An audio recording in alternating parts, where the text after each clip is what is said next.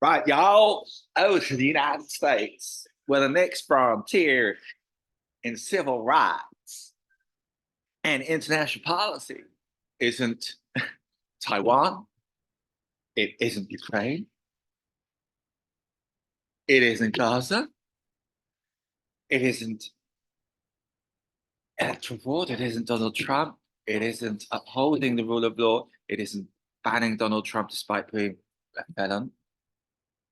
It's not necessarily NATO, it is the female womb. Yeah. The only country really in the world going backwards on women's rights. The latest. The latest is to redefine conception under federal law, mainly put forward by men, whilst delaying things like, essential Ukrainian aid, which is meant to help some 450 million people shield themselves against President Putin. Because if he wins in Ukraine, he thinks he can win anywhere. There's 20,000, 30,000 now dead in the Gaza conflict. The fact that a federal felon who actually stole files can run. NATO has expanded today to include Sweden. We'll come on to that in a minute. But instead, we have got more control of women's wombs. Because trying to establish, but in a non-scientific, non-medical setting, in one location atop Capitol Hill, which is incredibly isolating itself from an entire world, is much more important.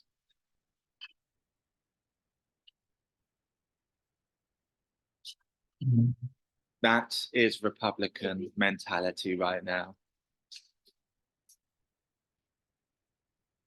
I'm not even sure if, people in Alabama, Kentucky, wherever, really asked for this law.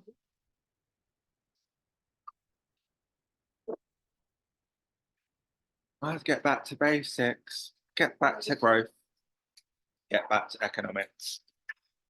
Right. What's next? Quickly on CNN here.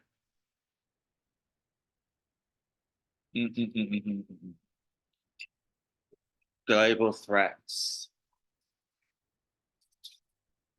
The dangerous parallels between Putin's Ukraine ambitions and Xi's Taiwan claims. Basically, Putin has cozied up to Winnie the Pooh. Winnie the Pooh doesn't want Taiwan to be independent. Winnie the Pooh has friends in North Korea. So Putin has sent Russian tourists on holiday to North Korea. President Putin wants to cheap deals so he could sell some gas, so he's selling it to Winnie the Pooh. Winnie the Pooh's finding himself increasingly isolated in the world because, well, he's trying to control Chinese culture in an age where the whole of China, including its middle class, is transitioning and is basically living a new freedom, but subject to control such as how long they can play a video game on their phone or what type of messages they can send on WeChat, which they just circumvent anyway and do what they want because they realize they can go down the local market and get any form of DVD they ever wanted in the world. Whilst Taiwan says, well, we don't really like it, the Philippines is really annoyed that all of these sand islands have suddenly appeared. Japan's rolling its eyeballs, going like, not another rocket from North Korea or whatever.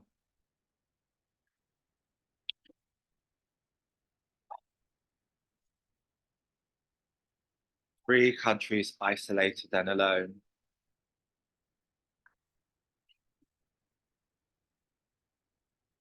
All struggling with poor domestic economies.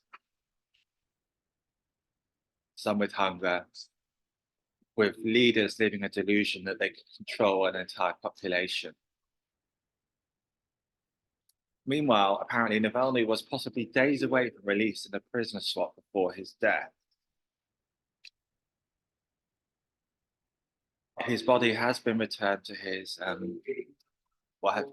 family, and we'll wait what happened. But it's quite possibly he was beaten up in the snow, which caused his heart to fail. Mm. Anyway, next part. Hey, welkom til NATO. Een song for Sverige. Vil du bygge onsdag? Vil du komme og spille på hver dag? Putin tester bare grønner og himmel og land, og spiller hasardspil.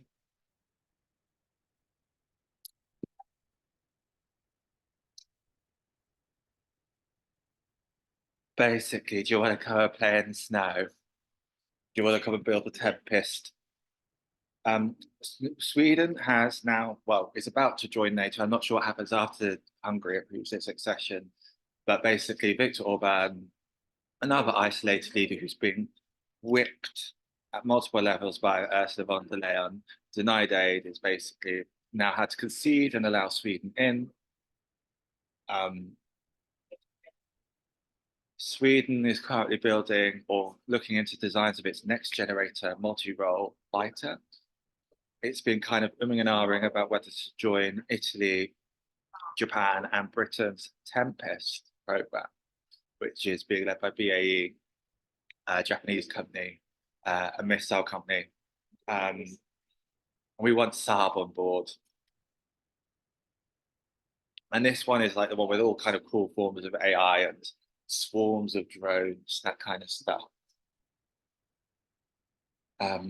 Because everyone's basically so far bought the latest version of the US fighter, is it the F-35?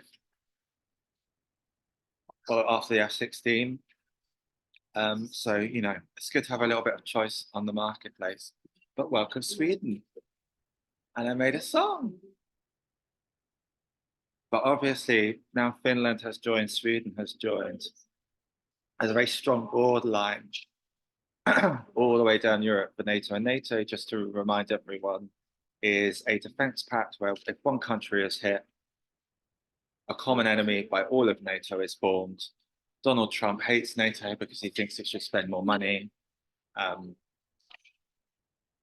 The rest of NATO goes, well, it's been the same for like 40, 50 years, so get over yourself.